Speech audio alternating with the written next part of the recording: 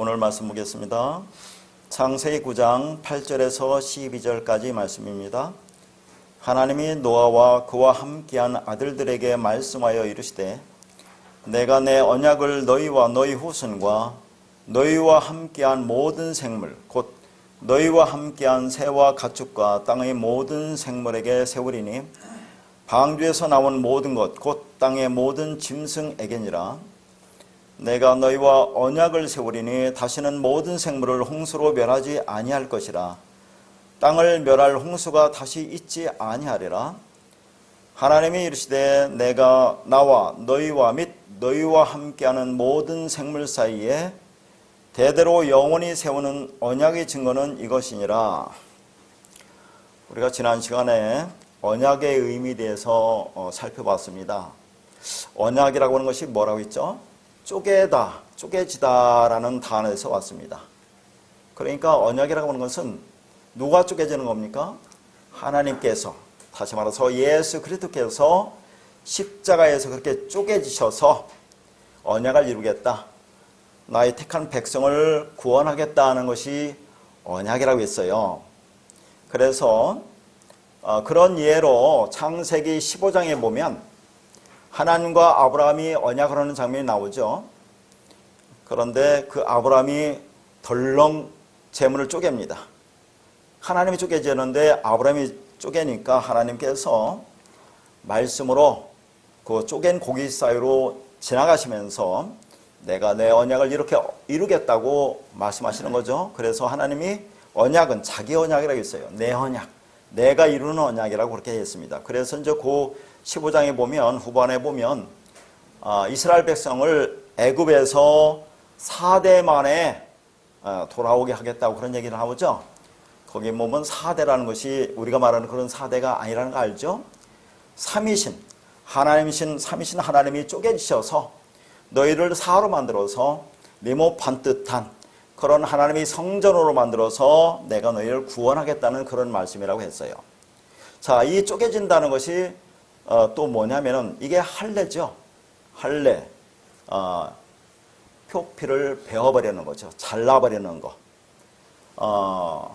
그러니까 이 할례를 언약의 증거라고 그래요. 언약의 표징이라고 합니다. 그러니까 할례라고 하는 것은 육신적인 할례, 살덩어리를 베어버리는 걸 통해서 그 증거, 표징, 오트, 세미온이 뭡니까? 그 안에 담겨있는 내용이 너의 육신의 생각이 죽어라. 즐기기 즐긴 율법적 본성, 그 굳은 마음을 잘라버려라. 너희 생각을 죽여라는 것이 할례 아닙니까? 그래서 그 할례를 언약의 증거, 표징이라고 그렇게 얘기했어요. 근데 그 할례를 8일 만에 할례를 받으라고 하죠. 그러면 그 할례와 세례는 같다고 했습니다. 왜 세례가 같습니까? 세례도 8이 나오잖아요. 어디서 그거 나오죠? 오늘 그래서 이제 그런 말을 볼 겁니다. 할례도 8일 만에 받으라고 하고 세례도 그게 8이라는 그런 단어가 나와요. 그래서 이 할례와 세례, 이것이 언약의 증거죠. 그래서 오늘 조금 더 깊이 보도록 하겠습니다. 왜 8이 언약의 증거냐? 이 할례, 왜 할례를 8일 만에 받으라고 하는지를 한번 말씀을 통해서 좀 확인을 하도록 하겠습니다. 레위기 12장 2절에서 3절 말씀입니다. 이스라엘 자손에게 말하여 이르라. 여인이 임신하여 남자를 낳으면 그는 이래 동안 부정하리니 곧 월경할 때와 같이 부정할 것이며 여덟째 날에는 그 아이의 포피를 벨 것이요. 여기 보면 저 레위기 12장 1절에서 5절 말씀, 예전에 한번 제가 말씀드렸어요. 창세기 74강에서 한번 말씀드렸는데 오늘은 그 말씀을 다 드릴 수는 없고 여러분이 한번 그쪽 창세기 74강을 참고해서 한번 들으시고 오늘은 7과 8의 의미에 대해서만 한번 살펴보도록 하겠습니다. 자, 이 말씀도 여러분이 보면 남자아이를 낳으면 7일 동안 부정하대요. 그러고서 그 이어지는 말씀을 뒤에 보면 33일이 지나야 정하다고 그래요. 말씀을 안 드릴 수가 없겠네요. 근데 여자아이를 낳으면 그거의 2배가 부정하다고 그래. 14일이. 그리고 나서 66일이 되어야 정하다고 그런 얘기가 나오죠. 그러면 아니 우리가 하나님이 이 땅에 남녀를 보내서 결혼제도를 주고 그걸 통해서 복음을 설명하는 것은, 자녀를 낳는 것은 이 자녀가 뭔지를 우리한테 복음으로 설명하는 거 아니겠습니까? 그러면 자녀를 낳으면 그게 기쁘고 즐겁고 경사스러운 일이 아니겠어요? 그걸 통해 복음을 깨달으라고 하는 건데, 근데 여기서는 부정하다고 한단 말이죠. 그러니까 이런 말씀도 우리가 생각하는 그런 부정하다는 그런 개념이 아니라는 것을 여러분이 알아셔야 합니다. 그래서 이것만 말을 했더니 안 되겠네요.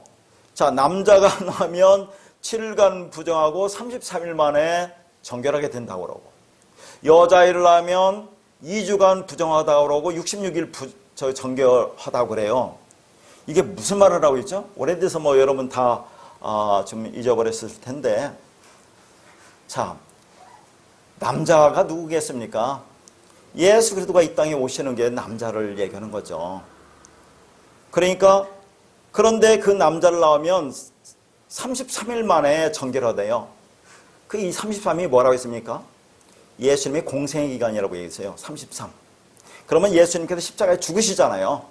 그럼 죽으시면 그게 정결하게 되는 거죠. 죽으시고, 왜냐하면 예수님이 육체를 입고 오는 것은 율법으로 오는 거라고 했죠.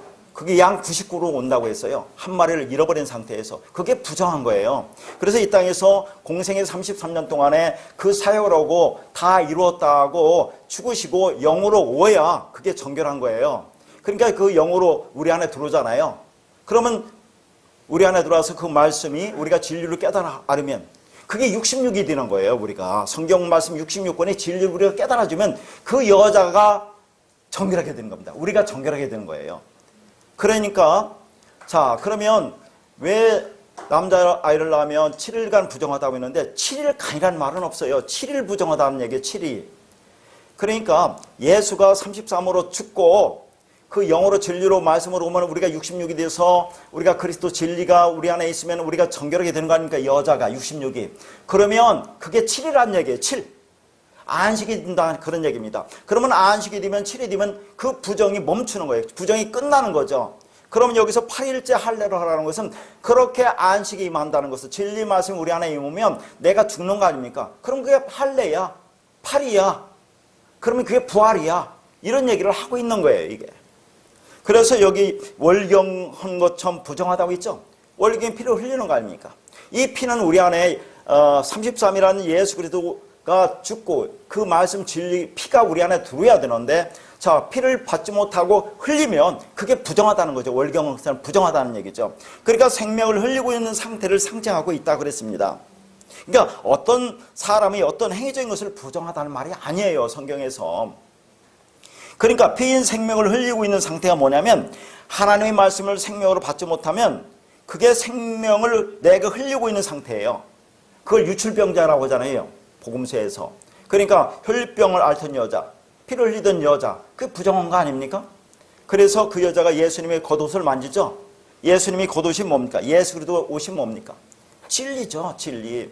자, 여인이 겉옷을 만지는 것, 유출병자였던 여인이 겉옷을 만지는 것이, 그러니까 근원을 말랐다고 하는 것은 예수의 겉옷가가 뭡니까? 진리의 말씀이에요. 그러니까 예수 그리스도가 진리입니다. 진리가 그 안에 들어가니까 질병이 멈췄다는 그런 말을 하고 있는 겁니다. 그러니까 이 피가 흐르는 것은 생명을 흐르는 거잖아요. 그런데 그것은 우리가 생명을 낳지 못한 거죠. 생명을 낳으면 그 예수 그리스도라는 씨가 우리 안에 들어오면, 그러면 진리 말씀이 들어오면 그러면 그 유출병이 멈추는 겁니다. 밖에 흐르지 않는 거죠. 그러면 그 피는 내 안에 흐르는 겁니다.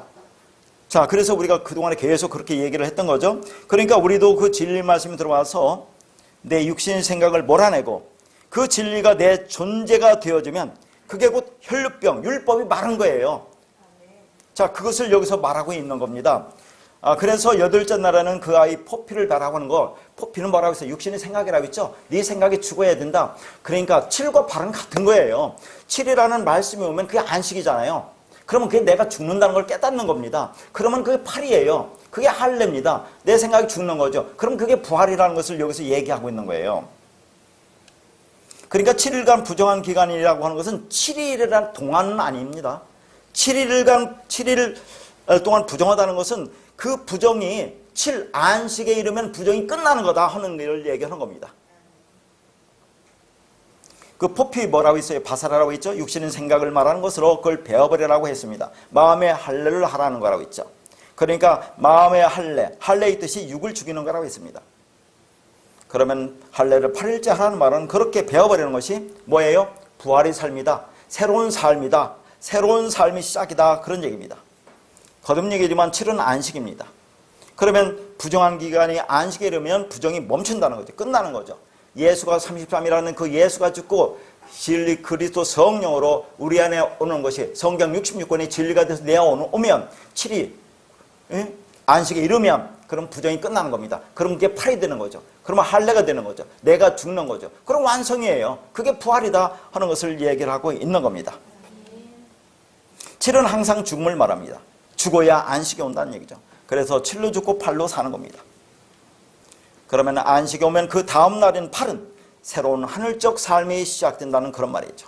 그러니까 안식 7을 하게 되면 반드시 8일째 날이 온다. 그걸 부활이라고 한다 그런 얘기죠.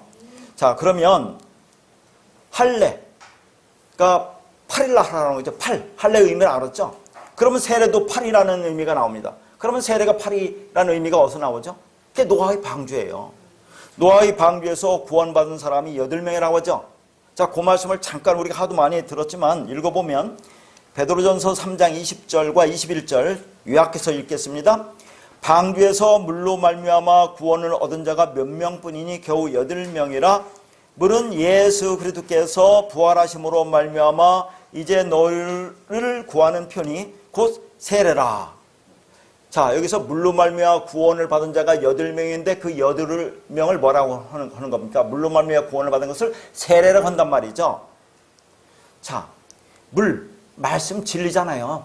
자, 진리 말씀을 들어오면 여기서 8명이라고 할 때 여러분 얘기했죠? 명이 뭐라고 했습니까? 명이 푸시케입니다. 히브리어로 네페시. 푸시케 네페시는 뭡니까?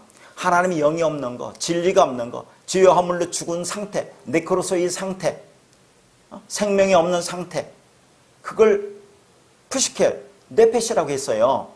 그 명, 하나님이 하늘에서 내온 진리 말씀이 우리 안에 떨어지면 그 푸시케적인 존재, 생명이 없는 존재, 영이 아닌 존재, 진리가 없는 내가 죄와 허물로 죽었다는 상태가 죽는 거, 그러면 그게 8이야 라는 말이에요. 그러니까 할례도 8이고 세례도 8례입니다. 이게 언약의 증거예요.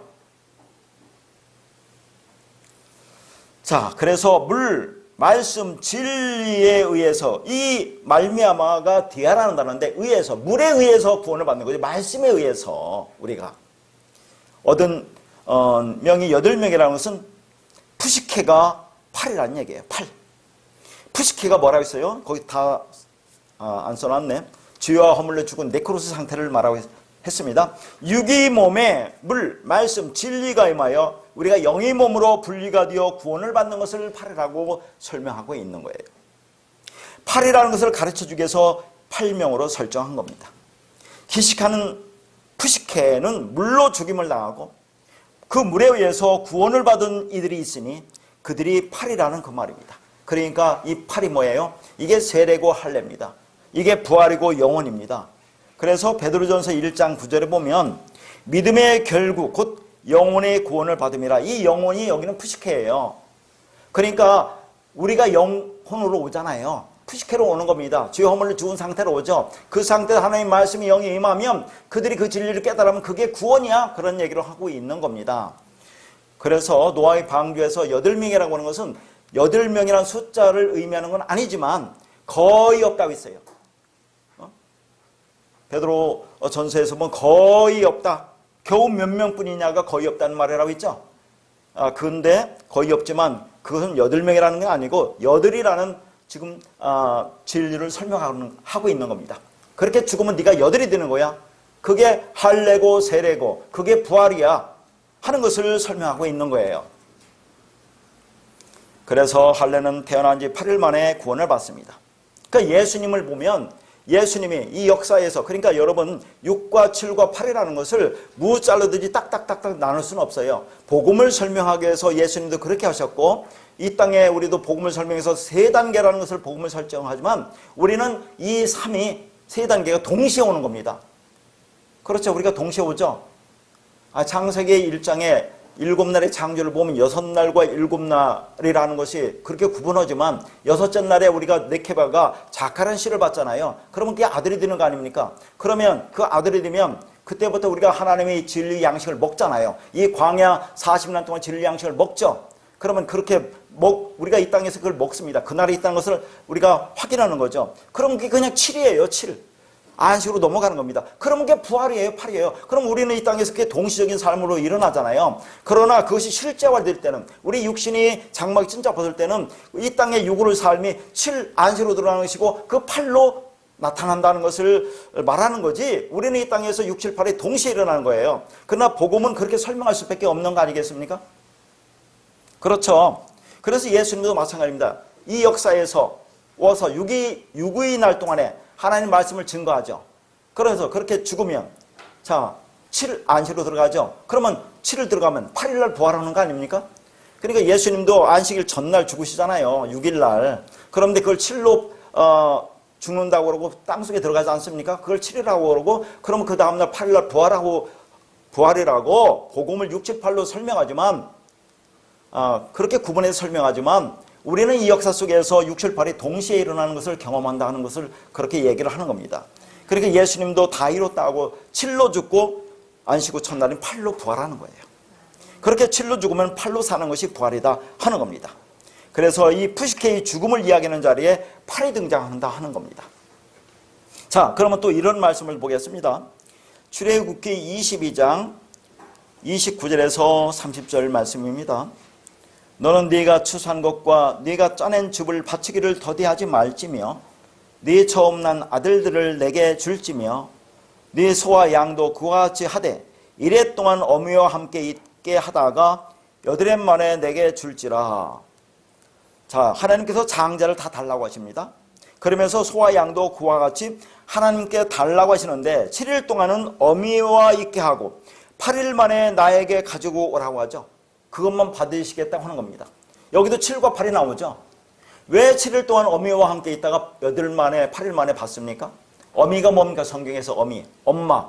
하나님 말씀을 얘기하는 거죠. 하나님 말씀과 그렇게 있다가 그렇게 완성되면 그게 8이야. 그러면 아들이 되면 하나님 나라에 오는 거 아니겠습니까? 근데 왜 또 7이에요? 여러분, 우리가 이 땅에 6을 삶을 산다고 하는데 왜 7일간 있는다고 하는 것은 아까도 말씀드렸지만 7과 8을 설명하기 위해서 이렇게 구분했죠. 그런데 우리는 6과 7과 8이 구분이 안 되는 겁니다. 자, 그러면 한번 생각해 보세요. 우리가 이 땅에 6의 삶을 살죠. 이 애굽이라는 율법이라는 세상을 삽니다. 그러면 6월절 어린 양이 죽음으로 우리가 홍해를 건너가잖아요. 홍해를 건너가는 것도 고린도전서에서 그걸 세례라고 하는 거죠. 모세에 속해서. 그러면 예수 그리스도와 합해서 우리가 죽고 우리가 살아나는 것을 말하는 거죠. 그러면 그게 완성인데 왜 광야로 들어가서 40년 동안 왜 우리가 또 그렇게 신앙의 여정을 거쳐갑니까? 양육을 받습니까? 자, 그걸 복음을 설명하기 위해서 왜 그런 거죠. 그런 6이라는 이 땅에서의 죽고 건너가면 그게 7의 삶이에요. 그게 광야의 삶입니다. 그 완성이 되는데 왜 또 계속해서 양육을 받습니까? 그렇게 그 말씀으로 우리가 완전히 죽어가는 것을 경험하는 기간이에요. 그렇게 죽으면 우리가 요단강 건너서 또 가나안 땅으로 들어가잖아요. 그걸 부활의 삶이라고 하는데 가나안 들어가면 끝납니까? 가나안 7족수가 또 싸우고 있잖아요. 그러니까 이것을 정확하게 뭐라고는 말씀을 못 드리지만은 하나님이 이 땅에서 우리한테 복음을 설명하기 위해서 6, 7, 8이라는 세 단계를 그렇게 가지고 설명하고 있어요. 성막의 구조도 똑같지 않습니까? 성전 바깥 뜰, 그 다음에 성막 안으로 들어가죠. 그러면 지성소로 들어가는 그런 모든 단계, 이 전부 다를 3으로 설명하는데, 그렇게 성경에서는 복음을 예수님도 3단계로 설명하지만 우리는 이 땅에서 그것이 동시에 온다는 것을 얘기하는 겁니다. 그러니까 7일 동안에 어미와 함께 있다. 그 말씀으로 양육받는다는 것은 그런 의미를 갖고 있는 거죠. 그렇게 말씀으로 양육받아서 우리가 죽으면, 안식이 오면, 7이 오면, 그러면 이렇게 8로 넘어가는 거죠. 그러면 8일 만에 내게 오라고 하는 것은 그러면 아들이 됐으니까 하늘나라에 오라는 얘기예요. 그게 부활이다 하는 것을 또 이렇게 말씀하고 있는 거예요. 자, 이게 광야 40년으로 양육을 받는 기간으로 볼 수 있고, 방주에 들어간 후 40일간 홍수가 있었던 것으로 얘기를 하죠. 그리고 예수님이 40일간 광야에서 마귀에게 시험을 받는 것도 똑같은 내용을 말하고 있는 거죠. 그래서 7이라는 것은 우리가 안식인데 그걸 또 언약을 성취했다고 하는 거예요. 그러면 그게 죽는 거고, 그러면 그게 8이라는 것을 얘기를 하고 있는 겁니다. 그러니까 7이라는 안식이 이르면 그게 죽는 것이고, 그러면 그게 8로 부활하는 것이다 하는 것을 말하고 있는 거죠. 그렇게 죽으면 8로 살려서 하나님의 장자로 받아들이시겠다는 그런 말씀입니다. 아까도 말씀드렸지만 예수가 다 이뤘다 하고 7로 죽고 안식 후 첫날인 8로 살아나는 그 모습을 말하고 있는 거죠. 그러면 그게 하늘이 되는 겁니다. 그게 아들이 되는 거죠. 그게 부활이다 하는 것을 얘기하고 있어요. 그래서 히브리 남자 아이들은 8일 만에 할례를 받는 이 언약의 증거를 통해서 너희들이 어떻게 되어야 구원을 받는 건지를 얘기를 하고 있는 거예요. 할례, 거듭 얘기지만 인간의 생식 능력이나 육적 생명이 완전히 삭제되고 하나님의 은혜 앞에서 없음으로 영혼을 사는 것, 그게 8일 할례의 내용인 겁니다. 그러니까 예수님도 아까도 말씀드렸지만 안식일 전날 6일날 죽으시고 7일날 땅 쓰고 들어가고 8일날 부활하는 거, 6, 7, 8을 가지고 이 3을 가지고 복음을 설명하는 거죠. 이 6, 7, 8, 3 기간 동안에 뭡니까? 모든 율법이 깨지고 진리가 완성되는 걸 보여주는 거죠. 우리도 똑같습니다. 그래서 6, 7, 8이 설정되는 거예요. 그러니까 6이라는 우리의 역사와 인생을 통해서 인간이 자신의 욕망으로 살 수밖에 없는 존재라는 것을 알면, 그게 뭐라고 있어요? 다나토의 죽음이라고 있죠. 그러면 7이라는 안식으로 들어가는 것입니다. 그렇게 7의 안식을 경험하는 자를 8의 날에 8의 구원을 받는 자라고 하는 것입니다. 그래서 방주에 들어간 자, 구원받은 자가 8이 되는 것이고 8일 만에 할례를 받는 것이고, 그 방주에서 구원을 받은 자가 세례인데 그걸 8로 설명하고 있다 하는 것을 말하고 있습니다. 이 할례가 언약의 표정이라고 있어요. 언약의 표정이라는 것을 지난 시간에 봤지만 창세기 17장 11절에 나옵니다. 할례는 언약의 표정이야. 그렇죠? 네가 죽으면 그게 하나님과 언약이 이루어진 증거다, 그런 얘기를 하고 있는 겁니다. 그래서 오늘 본문 12절에 보면 거기도 언약의 증거로 나오죠. 똑같은 말을 나옵니다. 언약의 증거, 언약, 베리트, 증거, 오트. 그게 언약의 증거라고 얘기하는 거죠. 그러니까 이제 계속 뜸들여서 죄송합니다만 이 왜 무지개 언약이라는 말이 도대체 무슨 말이냐를 보기 전에 이렇게 서론을 깊게 하는 것은 언약이 중요하기 때문에 그렇게 얘기하는 거죠. 자, 지난 시간에 말씀드렸지만 구름 속에 무지개가 나타나면 이게 너와 나의 영원한 언약의 증거래요. 구름 속에 무지개가 나타나는 것이 어떻게 영원한 언약의 증거냐? 그러면 지난 시간에도 말씀드렸는데 무지개가 구름 속에 나타나지 않죠? 그건 다 아시죠? 비가 온 후 구름이 거친 후에 공기 중에 있는 물방울이 햇빛을 비치면 굴절되어 나타나는 것이 무지개입니다. 그러니까 여기서 무지개라는 것이 퀘셔트인데 그게 활처럼 이렇게 휘어졌기 때문에 그걸 무지개로 번역한 것 같은데, 이 퀘셔트는 활이라고 있어요. 성경의 모든 곳에서는 다 활로 나오는데 여기만 이걸 무지개로 번역을 했다, 그 말입니다. 왜 무지개로 번역했는지 이해를 못하겠어요. 그러니까 우리는 이게 무지개가 아닙니다. 그러면 자, 구름 속의 활이라는 게 뭐라고 생각합니까? 하나님이 광야 40년 동안에 이스라엘 백성을 구름 기둥과 불 기둥으로 인도했죠. 구름 기둥, 불 기둥이 뭡니까? 구름 말씀이잖아요. 불도 말씀이에요. 말씀으로 인도했다, 그런 얘기를 하는 겁니다. 그러니까 구름이라고 하는 것은 일반적으로 말씀, 일반적인 말씀을 얘기하는 거죠. 그럼 말씀 속에 활이 있다, 그런 얘기죠. 말씀 속에 활이 있다는 게 뭘까요? 활은 살상용 무기 아닙니까? 활은 죽이는 거예요. 더 깊게 얘기하겠지만 오늘은 그렇게만 보세요. 그러면 말씀이 내 안에 들어오면 네가 죽어야 한다는 것을 말하고 있는 거예요. 그게 영원한 언약이에요. 그게 언약의 증거입니다. 그게 세례고 할례예요. 예수와 함께 죽고 예수와 살아나는 거, 내 육신의 생각이 죽는 거, 그게 할례고 세례고, 그렇잖아요. 그러니까 말씀이 내 안에 들어오면 네가 죽어야 되는 거야 하는 것이 이게 무지개 언약이라는 그런 말입니다. 근데 그것을 왜 그렇게 생각할 수 있느냐? 그 시편에 이제 그런 말씀들이 나오는데, 활이라고 하는 것은 쏘는 거 아닙니까? 한번 생각해 보세요. 쏘는 거. 근데 언약이라는 게 뭐라고 했습니까? 하나님이 자기 언약이라고 했죠? 내 언약이라고 했죠? 십자가에서 우리가 죽여서 예수님이 죽습니까? 스스로 죽으시는 거예요. 자기 언약을 이루시는 겁니다. 근데 그렇게 죽으시고 우리 안에 오면 우리가 예수를 죽였다는 것을 안다, 그 말이죠. 그게 활로 쏘는 겁니다. 창으로 찌르는 거예요. 그분을 찔러서 죽여야 되는 거죠. 그럼 그 말씀이 오면 나도 그렇게 죽어야 되는구나 아는 게 이게 무지개 언약이에요. 이게 영원한 언약이에요. 그러니까 결국 할례와 세례와 다 똑같은 말이잖아요. 그것을 얘기하고 있는데 다음 시간에 그 예문을 통해서 더 깊게 한번 보도록 하고요. 자, 그래서 오늘 본문 12절에 그게 언약의 증거, 베리트 오트라는 말이 나오는 겁니다. 이게 세례고 이게 할례다. 그러면 이런 것을 다 새 언약이라고 그래요. 자, 새 언약이라는 말을 나왔으니까 잠깐 정리하고 가도록 하겠습니다. 에스겔서 36장 25절에서 28절입니다. 맑은 물을 너희에게 뿌려서 너희로 정결하게 하되 곧 너희 모든 더러운 것에서와 모든 우상 숭배에서 너희를 정결하게 할 것이며 또 새 영을 너희 속에 두고 새 마음을 너희에게 주되 너희 육신에서 굳은 마음을 제거하고 부드러운 마음을 줄 것이며 또 내 영을 너희 속에 두어 너희로 내 율례를 행하게 하리니 너희가 내 규례를 지켜 행할지라. 내가 너희 조상들에게 준 땅에서 너희가 거주하면서 내 백성이 되고 나는 너희 하나님이 되리라. 이 말씀은 우리가 여러 번 봤기 때문에 여러분이 알 수 있죠. 자, 지금 에스겔서 36장 25절에서 28절까지 읽었는데 여기서 세례가 어느 몇 절 말씀이죠? 세례. 25절이 세례입니다. 그러면 할례는 26절이 할례입니다. 그러면 25절의 세례와 26절의 할례를 받은 자는 뭐라고 합니까? 그게 27절이고 28절입니다. 자, 그러면 여기서 이게 새 언약이에요. 세례와 할례가 이게 새 언약이라는 얘기입니다. 그러니까 세례라는 것은 뭡니까? 맑은 물이 뭐예요? 맑은 물. 진리 말씀이잖아요. 진리 말씀으로 육체의 더러운 거, 육신 생각을 씻어 정결하게 하는 거, 그게 세례라고 하는 것이고, 그걸 또 뭐라고 합니까? 26절에서 새 영, 성령을 주어서 굳은 마음을 제거하고 부드러운 마음인 새 마음을 주는 마음의 할례라고 한다, 그 말입니다. 다시 말해서 물, 뭐야? 말씀, 진리인 진리의 영, 그리스도의 영, 성령이 우리에게 임하면 더러운 것인 율법적 행위 모든 우상 숭배에서 벗어나 깨끗한 말, 거룩한 말인 진리를 갖게 되는 것이고, 이게 세례입니다. 그게 육신, 바사라인, 굳은 마음이 제거되고 부드러운 마음인 새 마음을 가지게 되는 겁니다.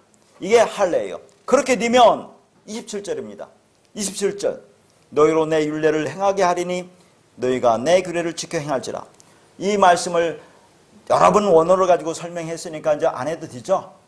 자, 여기서 내 율례를 행하게 하리니 너희가 내 규례를 지켜 행할지라가 뭐라고 했습니까? 모든 율례와 내가 하나가 되어 내가 규례를 내 마음에 품고 간직하는 거라고 했죠. 그럼 그게 모든 율법을 행하는 자가 된다고 그랬어요. 그러면 내가 새로운 피조물로 창조가 되는 겁니다. 그러면 28절, 그러면 너희는 내 백성이 되리라가 되는 거예요. 그게 하나님의 백성인 아들이 된다는 그런 얘기입니다. 그러니까 하나님의 그 마음, 그 말씀, 그 진리를 온전히 마음에 간직하는 것, 그게 모든 율법을 지키는 것이 되는 거죠. 어떻게 지킬 겁니까? 그걸 품고 간직한다, 그런 얘기라고 했어요. 그렇게 너를 만들겠다는 것이 새 언약이라고 했죠. 언약, 하나님이 쪼개주셔서 그렇게 만들겠다. 다시 말해서 내 영을 부어서 산자로 만들어 버리겠다. 이게 하나님의 새 언약인데, 이 말씀을 에레미야서 31장 33절에서는 또 이렇게 말합니다. 그러나 그날 후에 내가 이스라엘 집과 맺을 언약은 이러하니 곧 내가 나의 법을 그들의 속에 두며 그들의 마음에 기록하여 나는 그들의 하나님이 되고 그들은 내 백성이 될 것이라 여호와의 말씀이니라. 자, 그러니까 아까 에스겔서에서는 새 영을 붓는다고 했죠. 성령을 부어주는 것을 여기서는 뭐라고 하냐면 마음의 법을 기록하겠다고 얘기해요. 성령이 우리에게 오는 것이 마음의 법이 기록되는 거다, 그 말입니다. 새겨 넣겠다라고 설명한다니까요. 그런데 마음의 법을 두는 것은 법과 마음이 하나가 되는 겁니다. 어떻게 하나가 됩니까? 우리가 마음의 법과 법이라는 그 자체가 거룩하고 신성하기 때문에 죄인인 인간이 법을 소유하고 장악한다는 것은 불가능합니다. 그러니까 법이 육신이 되어 오신 그리스도 예수와 우리가 연합되는 거죠. 연합되는 거, 하나가 되는 거. 그 말씀이 오면 내가 죽어야 되면 그 사람과 내가 그분과 하나가 되는 거라니까요. 그렇게 되면 그분이 지킨 모든 법이 내가 지킨 것이 되는 거예요. 그분이 행한 모든 것이 내가 행한 것이 되어 하나가 됐다니까, 연합되었으면. 그래서 그리스도 안에서 우리가 구원을 받게 되는 겁니다. 그게 그리스도와의 연합이에요. 그게 새 언약이라고 말을 하는 겁니다. 그 말은 이스라엘이 하나님의 법인 율법을 도저히 지켜낼 수 없는 존재, 즉 죽은 뼈라는 겁니다. 마른 뼈란 얘기예요. 죽은 흙이란 얘기입니다. 그것을 확증해 주는 거죠. 그러니까 새 언약이라는 것은 이스라엘은 하나님의 은혜에 의해서만 산 자로 존재할 수밖에 없음을 선포해 버리는 겁니다. 우리는 하나님의 은혜가 없으면 죽을 수밖에 없는 자야 하라는 것이 새 언약이라니까요. 그분이 와서 다 이루어 주시는 겁니다. 그걸 내가 마음으로 품으면 돼요. 아멘 하면 됩니다. 우리가 얼마나 쉬워요. 근데 이걸 못 받아들인다니까요. 왜? 내가 살아있으니까. 내가 해야 되는데 왜 너희들은 죽으라고 하니? 내가 할 수 없다고 하니? 받아들일 수가 없어요. 이것을. 자, 그래서 결국은 이제 우리가 죽는 게 사는 것을 할례고 세례라고 했는데, 그래서 그것을 사도 바울은 로마서에서 이렇게 말해요. 정확하게 나오잖아요. 로마서 6장 3절에서 5절까지 말씀입니다. 무릇 그리스도 예수와 합하여 세례를 받은 우리는 그의 죽으심과 합하여 세례를 받은 줄을 알지 못하느냐? 그러므로 우리가 그의 죽으심과 합하여 세례를 받음으로 그와 함께 장사가 되었나니 이는 아버지의 영광으로 말미암아 그리스도를 죽은 자 가운데서 살리신 것 같이 우리로 또한 새 생명 가운데 행하게 하려 함이라. 만일 우리가 그의 죽으심과 같은 모양으로 연합한 자가 되었으면 또한 그의 부활과 같은 모양으로 연합한 자가 되리라. 정확하게 나오죠. 이게 세례입니다. 자, 세례라는 것은 너가 죽어야 산다는 것을 보여주는 것이잖아요. 그러니까 예수와 합하여 죽고 그리스도와 합하여 살아나면 그게 세례고 할례고 그게 팔이라는 것을 말하고 있어요. 정확하게. 그러니까 하나님의 온전한 마음과 우리가 하나가 되기 위해서는 예수 그리스도의 십자가의 죽음을 죽어야 돼요. 그걸 성령세라고 하잖아요. 그걸 불세례라고 합니다. 자, 그게 언약의 기둥, 하나님의 약속이 세워지는 곳, 나무 위에서 진리의 물에서 그리스도와 함께 죽고 함께 살리심을 받는 겁니다. 그게 진리의 자녀로 새로이 태어나는 것이고 온전한 창조를 이루는 것입니다. 거듭 얘기지만 그게 세례고 할례고 거듭남이라는 것을 말하고 있는 거죠. 자, 여러분, 언약은 뭡니까? 언약은 계약이죠. 그러니까 세상의 모든 일들은 전부 다 사실상 계약에서 이루어지고 있어요. 그렇죠? 우리가 마트에서 물건을 사는 것도 계약에서 이루어지고 있지 않습니까? 그렇게 사이 통념상 이루어지는 약속이 있는데 그게 계약입니다. 근데 인간의 계약, 약속은 파괴될 수 있어요. 그리고 쉽게 파괴하기도 합니다. 그러나 하나님의 언약은 절대로 파괴되지 않죠. 그래서 하나님의 언약은 일방적인 언약이라고 했습니다. 그래서 지난 시간에 창세기 6장 18절에도 내가 내 언약을 세운다고 그랬고 오늘 창세기 9장 9절 오늘도 내가 내 언약을 너희와 너희 후손과 세운다고 얘기를 하고 있는 겁니다. 그러니까 우리가 아직 죄인이었을 때 그분이 일방적으로 약속을 하셨습니다. 그런 하나님의 일방적인 은혜의 언약이 없었다면 우리는 과연 어떻게 되었을까 하는 거예요. 그렇게 불가항력적인 은혜로 우리가 구원을 받은 겁니다. 그래서 하나님이 육신을 입고 이 땅에 오셔서 우리가 할 수 없는 그 일을 대신해 주는 거라니까요. 우리가 잘라내야 할 육신의 생각인 굳은 마음을 그분이 대신 십자가에서 죽으시고 영으로 말씀으로 생명으로 우리 안에 오셔서 그게 죽어야 한다는 것을 깨닫게 해주신다니까요. 그런데 우리가 그 계약에 의해서 거래를 할 때 반드시 거래에 의한 지불 대가는 있어야 합니다. 그러니까 그 약속 안에는 거래라는 것이 있어요. 하나님과 우리 사이에 거래가 있습니다. 그러면 하나님은 우리에게 뭘 주시려고 하십니까? 생명을 주겠다고 했어요. 그러면 생명을 받은 우리는 무엇을 하나님께 드려야 합니까? 자, 생명을 받기 위해서는 우리가 뭘 하나님께 드려야 하느냐는 얘기예요. 바리새인과 서기관과 같은 자들이나 오늘날 교인이라 하는 수많은 자들처럼 나의 육신으로 뭔가 열심히 생산해 드린다고 하는 것은 하나님과 진짜 행위 거래를 하고 있는 거예요. 내가 이렇게 할 테니까 이렇게 나한테 달라고 하는 겁니다. 그것은. 그래서 그들은 예수님으로부터 독사의 자식들이라는 말을 듣는 겁니다. 그럼 우리도 그렇게 행하면 그게 독사의 자식들이 되는 거예요. 그러면 하나님은 우리와 어떤 거래를 원하시느냐 하는 얘기입니다. 어떤 거래, 뭔가 계약이 있으면 주고받는 게 있어야 될 거 아닙니까? 여러분이 가만히 있는데 이 말씀을 깨달았어요? 어떻게 깨달았습니까? 여기까지 오기까지 얼마나 많은 그런 세월 동안에 헤매고 다녔어요. 아파하고 힘들어 했습니까? 자, 그래서 전에 한번 봐왔던 말씀인데 간단하게 보기로 하겠습니다. 이사야 55장 1절에 3절 거기 조그맣게 써놨어요. 자, 자, 읽어보겠습니다. 오라 너희 모든 목마른 자들아 물로 나오라. 돈 없는 자도 오라. 너희는 와서 사먹되 돈 없이 값없이 와서 포도주와 젖을 사라. 너희가 어찌하여 양식이 아닌 것을 위하여 은을 달아주며 배부르게 하지 못할 것을 위하여 수고하느냐. 내게 듣고 들을지어다. 그리하면 너희가 좋은 것을 먹을 것이며 너희 자신들이 기름진 것으로 즐거움을 얻으리라. 너희는 귀를 기울이고 내게로 나와 들으라. 그리하면 너희 영혼이 살리라. 내가 너희를 위하여 영원한 언약을 맺으리니 곧 다윗에게 허락한 확실한 은혜니라. 여기도 영원히 산다고 하고 영원한 언약을 맺는다고 하죠. 자, 우리가 영원히 살고 영원한 언약을 맺어져서 그 언약이 실행되려면 어떻게 해야 되느냐 하는 얘기입니다. 자, 뭐라고 합니까? 목마른 자들아 나오라고 하죠. 물로 나오라고 하죠. 나와서 값없이 돈 없이 와서 포도주와 젖을 사 먹으라고 하잖아요. 그러면 전에 말씀드렸습니다. 포도주와 젖이 뭐라고 했어요? 진리 말씀이라고 했죠. 하나님의 생명의 말씀이라고 했습니다. 그렇게 값없이 생명을 주시겠다는 조건이 뭡니까? 아까도 말씀드렸지만, 자, 우리가 하나님께 드려야 하는 조건이 말씀 안에 있어요. 여기 물로 나오라는 얘기예요. 목마른 자들은 진리이신 하나님께 나아가는 것이 조건이다, 그런 얘기죠. 나아가서 뭐라고요? 귀를 기울이고 잘 듣고 들으라, 그 말입니다. 듣고 들으라는 말이 뭐예요? 이게 순종이라고 했죠.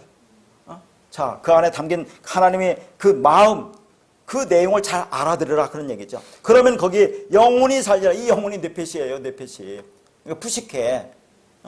자, 그 말씀을 잘 들으면, 그 말씀을 듣고 내가 죽으면 그 영혼이 푸식해가 산다 하는 거죠. 그게 영원한 언약이라고 하는 거죠. 여기서도 영원한 언약. 베리트 오트라고 하는 겁니다. 똑같은 말을 하고 있는 거죠.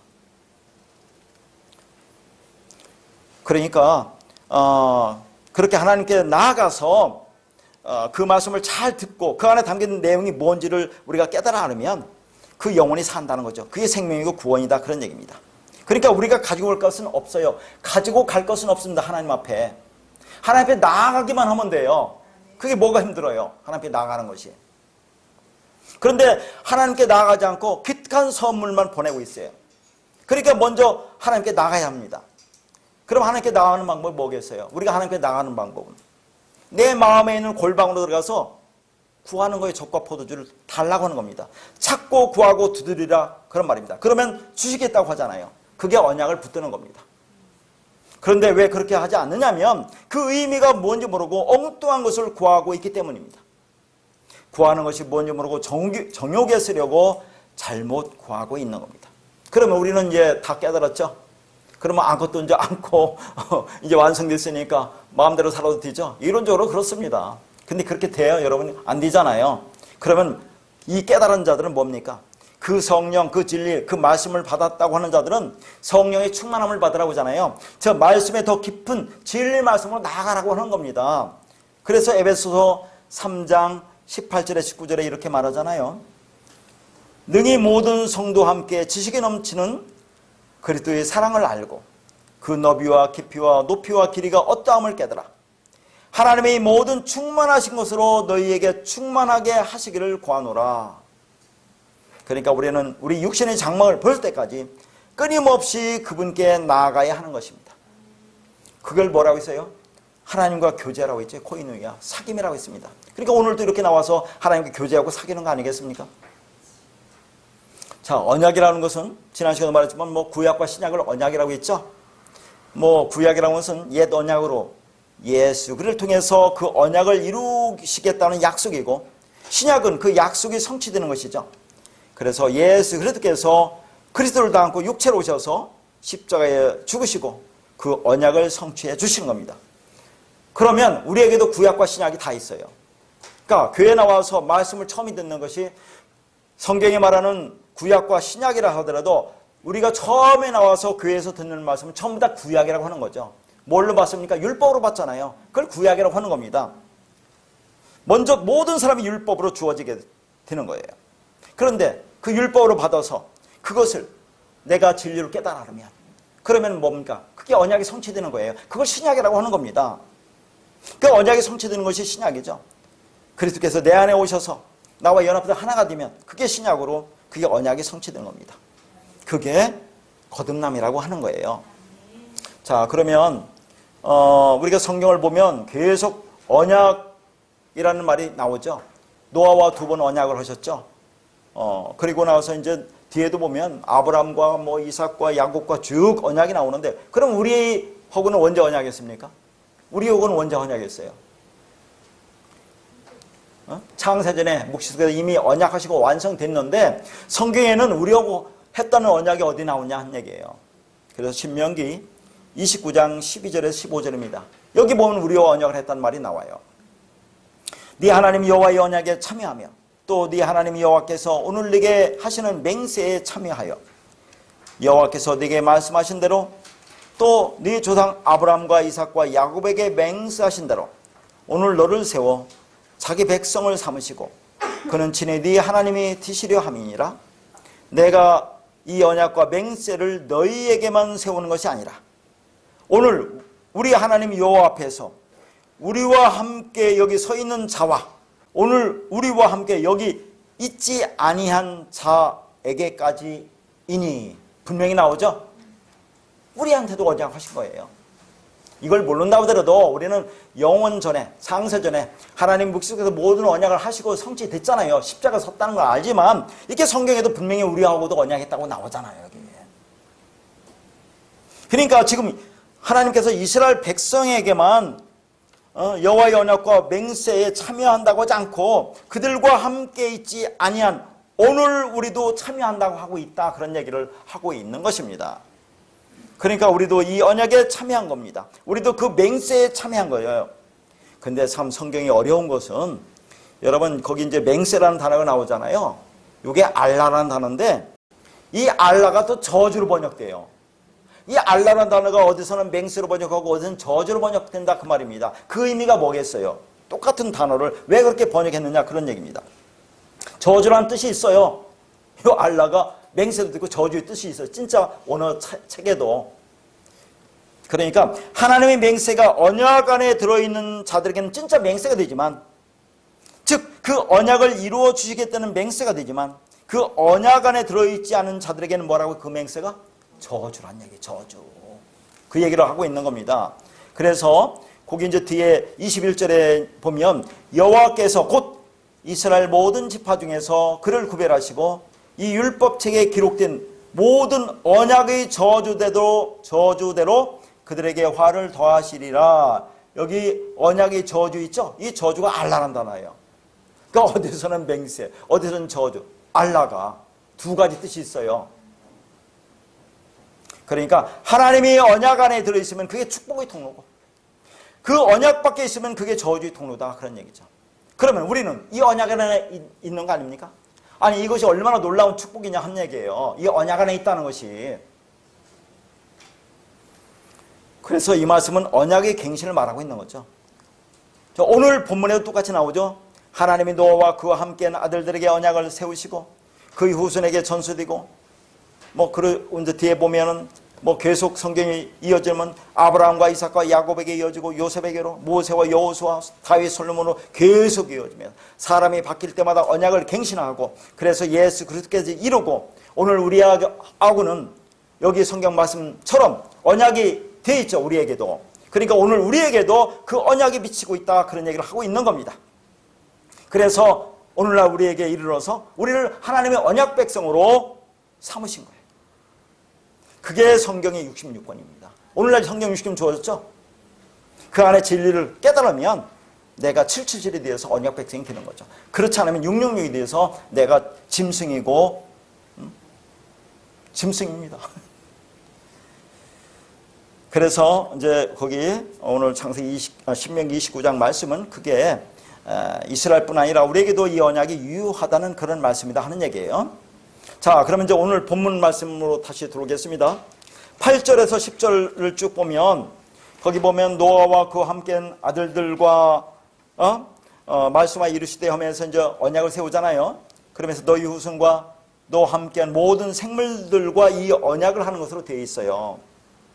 자, 지금부터 한번 우리가 생각합시다. 성경을 유의하게 볼 점. 그런데 노아와 아들들에게는 언약을 한다고 하는데, 아들들은 나오는데 아내와 며느리들은 나오지 않죠. 어떻게 생각하십니까? 자, 우리가 노아의 방주 들어갈 때 창세기 7장 7절을 보면 노아는 아들들과 아내와 며느리들과 함께 홍수를 피하여 방주에 들어갔고 그렇게 나오잖아요. 방주에 들어갈 때는 아들뿐 아니라 아내와 며느리들도 들어가는데 방주에 나와서 지금 다시 언약하고 있는 자들을 보면 아내와 며느리들은 나오지 않는다 그 말입니다. 무슨 이유일까요? 여기서 아내도 이슈하고 며느리도 이슈합니다. 이슈가 뭐라고 했어요? 여자. 방주에 들어갔다면 우리가 여자로 들어가잖아요. 그래서 방주에서 그래서 연합해서 우리가 죽었습니다. 그 씨가 들어왔죠? 완성됐죠? 그럼 우리가 남자가 되니까 남자들만 나온다 하는 얘기를 하는 겁니다. 여기서. 네? 우리도 원래 여자지만 그리스도의 씨를 받은 자들은 남자가 된다는 것을 말하고 있는 거예요. 성경이 이렇게 정확합니다. 그러나요, 하늘나라에서는 남자 여자 구별이 있어요, 없어요? 없어요. 다 중성입니다. 그래서 그 대표적인 예로 성령이 있죠? 성령, 푸니마 하기오스라고 성령은 중성으로 나와요. 참 희한하죠? 그러면 자 보세요. 예수님이 이 땅에 오시는 거 남성으로 오세요. 예수님도. 그러고 나서 이제 죽으시잖아요. 죽으시면 성령으로 될 때는 그게 중성으로 된다 그 말이에요. 중성으로. 그 어디 나오냐면 여러분 그 요한복음 1장 29절에 보면 세상 죄를 지고 가는 하나님의 어린 양이라고 나오잖아요. 이때 하나님의 어린 양은 이게 남성입니다. 근데 요한계시록 보면 어린 양이 많이 나오죠. 요한계시록에. 이게 다 중성이에요. 그러니까 요한계시록에 중성 나온다는 것은 이미 하늘나라에서 성령으로 계신다는 것을 얘기하고 있는 거예요. 다 이루시고 성령으로 계신 그분을 표현하는 그런 어린 양은 중성입니다.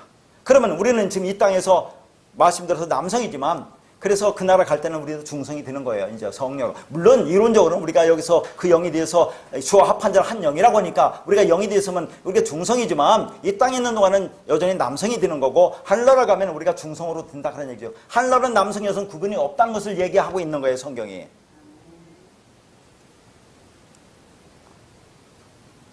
그러니까 오늘 창세기 9장에서는 아내와 며느리가 나오질 않습니다. 그러면 거기에 나오는 사람들을 보면 하나님의 언약 안에 들어있는 그 모든 백성들을 물론 저 아들들도 나오고 그 후손들도 나오지만 거기 보면 새, 가축, 짐승이라고 모든 생물을 표현하는 것은 왜 그렇게 표현한다고 했어요? 앞으로 구원받을 하나님의 백성을 얘기한다고 했습니다. 그 자들과 다 언약을 하시는 거예요. 그러니까 우리에게도 언약이 미치는 거라고 아까 신명기 말씀을 봤죠? 이렇게 성경이 되어 있는 겁니다. 자, 그러면 거기 11절 볼게요. 11절 보니까 내가 너희와 언약을 세우리니 다시는 모든 생물을 홍수로 멸하지 아니할 것이라 땅을 멸할 홍수가 다시 있지 아니하리라 그랬어요. 그러면 여기 중에서 다시는 모든 생물을 홍수로 멸하지 아니할 것이라를 어디서 봤어요? 요 말씀. 창세기 8장 21절에 거기 보면 내가 전에 행한 것 같이 모든 생물을 다시 멸하지 아니하리라가 나와요. 똑같잖아요. 전에 행한 것 같이 홍수로 모든 생물을 다시 멸하지 아니하리라는 말씀이 창세기 8장 21절에 나온다니까요. 후반절에 끝 무렵에. 그러고 나서 다시 언약한다고 하면서 창세기 9장 11절에 다시는 모든 생물을 홍수로 멸하지 않는다고 다시 또 언약을 하신다니까요. 근데 여기서 언약을 세우리나가 앞으로 언약을 세우겠다는 게 아닙니다. 이게 완료예요. 완료. 언약이 완료된 거예요. 다시 한번 이렇게 확인하는 겁니다. 그러면 자, 뭐 오래돼서 또 여러분들 잃어버리셨겠지만 여기서 창세기 8장 21절에 제가 말할 때 모든 생물을 다시 멸하지 아니하리라고 해서 멸하다가 뭐라고 했어요? 낙하란 동사라고 했죠. 낙하. 그러면 오늘 9장 11절에서 멸하다는 카라트라는 단어입니다. 그러면 낙하와 카라트의 차이는 뭐냐? 단어는 다르지만 의미는 똑같아요. 이 낙하라는 게 뭐라고 했습니까? 이게 죽이는 건데 도살하다 그런 얘기예요. 누가 도살당했습니까? 어린 양이 도살당했잖아요. 6월절 어린 양이 죽으심으로 우리가 구원받은 거 아닙니까?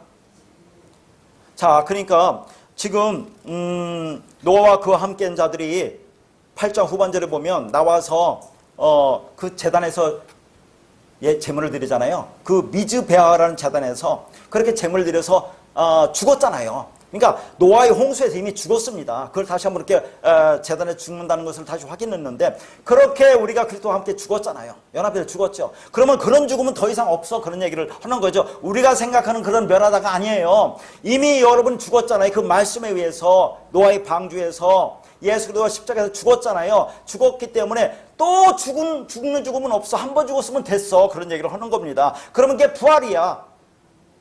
무슨 의미인지 알겠죠? 우리가 생각하는 그 멸하다는 그런 말이 아니에요. 너희들이 한번 죽었지, 낙하의 죽음을 죽었지, 그리스도와 함께 죽었지, 십자가에 죽었지, 그럼 다시 십자가의 죽음은 없어. 그 말씀, 그 무례한 심판은 더 이상 없어. 완성이야. 다시 죽이지 않겠어. 그런 말을 하고 있는 겁니다. 죽어야 하나님이 살리시는 그 은혜를 통하여 하나님의 생명을 받을 수 있기 때문에 그렇습니다. 그럼 오늘 11절에 멸하다 카라트라는 동사, 그게 자르다, 베어나다, 컷오프란 단어예요. 그러면 이게 무슨 말입니까? 지금까지 우리가 쭉 봤던 거죠. 언약이라는 게 쪼개다라는 거 아닙니까? 자르다, 베어나다, 컷오프. 이게 언약이라는 거죠. 이게 할례 자르다라는 얘기를 하지 않았습니까? 창세기 15장 쪼개다, 바타르라는 단어라니까요. 다 같은 의미입니다. 그러니까 우리가 창세기 8장 21절에 멸하다, 그 낙하라는 것과 창세기 9장 11절에 언약한다 하면서 그 자르다라는, 그 멸하다라는 그 단어는 의미상 똑같은 거예요. 무슨 말입니까?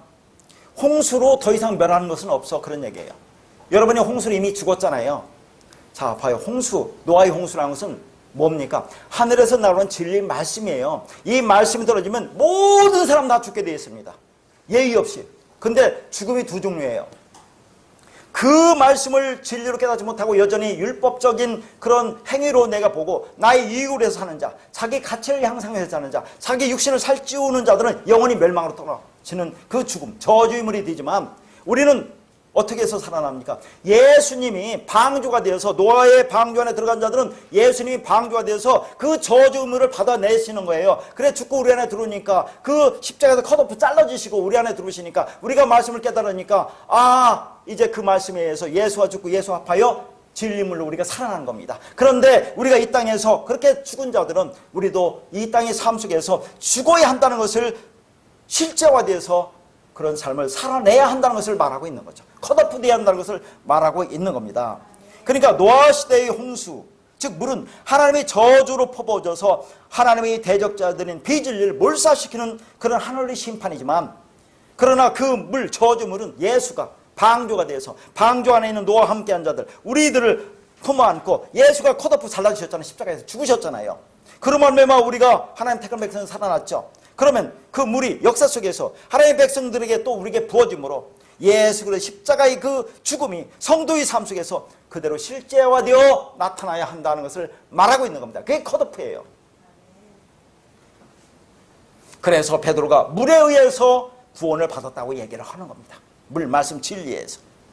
그러니까 땅을 멸할 홍수가 다시 있지 아니하리라고 한 이유는 이제 심판이 다 끝났기 때문에 그렇습니다. 우리에게는 심판이 끝났어요. 자, 모든 사람의 심판이 끝났습니다. 너희 안에 하나님의 말씀이 있느냐 없느냐가 심판의 기준이라니까요. 그러니까 그 말씀 있는 자는 이미 하나님의 심판을 받았죠. 십자가에 우리가 죽었죠. 그래서 살아났죠. 첫 번째 부활했죠. 그럼 더 이상 심판은 없습니다. 그러나 그 말씀이 없는 자들은 이미 심판을 받았어요. 저주의 심판을 받았어요. 이 땅에서 살고 있는 것 같지만 그들은 이미 저주의 심판을 받았다니까요. 깨닫지 못하면. 노아와 그와 함께한 자들이 방주에서 나온 것은 십자가에서 예수와 함께 죽고 그리스도와 함께 다시 살아났으니까 다시는 그 심판은 필요 없게 된 거다 하는 얘기를 하는 겁니다. 그래서 그리스도 예수 안에 있는 자는 결코 정죄함이 없다고 로마서에서 말씀하고 있는 거죠. 그래서 모든 생물을 홍수로 멸하지 아니할 것이라가 되는 겁니다. 그런데 이 홍수가 오늘날 있어요, 없어요? 홍수 있죠?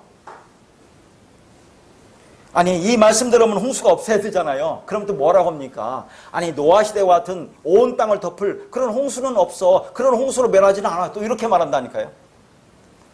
그런 말이 아니에요. 홍수 심판이 뭐라고 했습니까? 홍수는 세례라고 있잖아요. 자, 예수와 함께 죽고 그리스도와 합하여 살아난 자, 그게 세례 아닙니까? 홍수 아닙니까? 그런 자들은 더 이상 죽음이 없다, 그런 말을 하고 있는 거예요. 그러면서 12절에 영원히 세우는 언약의 증거는 이것이니라 해서 영원히가 올람이라는 단어입니다. 올람.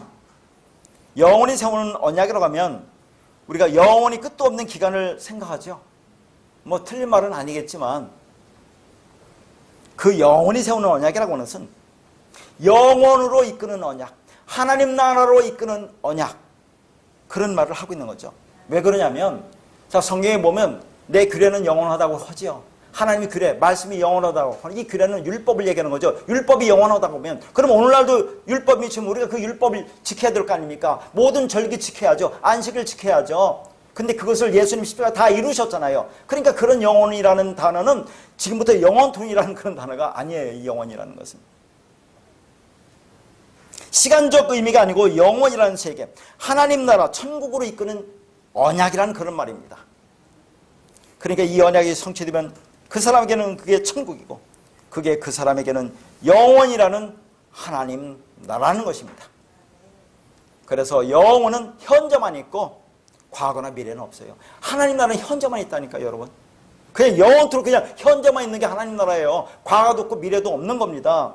그러니까 우리가 영원을 산다고 하는 것은 오늘 현재만 잘 살면 된다는 그런 말이에요. 오늘 하루만 최선을 다해서 살면 된다는 얘기입니다. 그렇다고 해서 내일의 계획도 없이 아무렇게나 살라는 말이 아니죠. 그러니까 우리는 그날 주어진 상황에서 최선을 다해서 살면 된다는 그런 얘기입니다. 그러니까 영원히 세우는 언약이라는 것은 하나님 나라에 들어가는 언약이라는 그런 말이에요. 그래서 요한복음 3장 3절에 보면 사람이 거듭나지 아니하면 하나님 나라를 볼 수 없다고 해요. 여기 본다가 에이도라는 단어인데 에이도는 경험으로 본다 그 말입니다. 그렇게 거듭났다면 그 말씀대로 여러분 지르게 됐다면 이 세상을 하루하루 살면서 천국을 조금이라도 맛보며 살아야 된다는 것을 얘기하는 거죠. 경험한다는 것이 에이도라는 그 말입니다. 그게 하나님 나라를 보는 겁니다. 그러니까 나에게 다가오는 환경이나 사건들이 어떻게 해석되겠습니까? 힘들겠지만 거듭난 자들은 그게 진리로 하늘로 은혜로 해석이 되는 겁니다. 그게 천국을 보는 거죠. 그러나 그렇게 해 주시겠다는 언약입니다. 그래서 그 언약을 마태복음 26장 28절에 보면 많은 사람을 위하여 흘리는 바 나의 피 곧 언약의 피라고 말을 해요. 그 피, 예수님 흘린 피는 우리 안에 들어와서 우리 안에 흘려야 되는 언약의 피가 된다 하는 거죠. 그러니까 예수가 죽어서 우리를 살리는 것처럼 그렇게 우리도 죽어서 산다고 하는 우리 몸에 예수의 흔적을 가진 피로 세운 언약의 말씀이 우리 모두에게 성취되기를 바라겠습니다.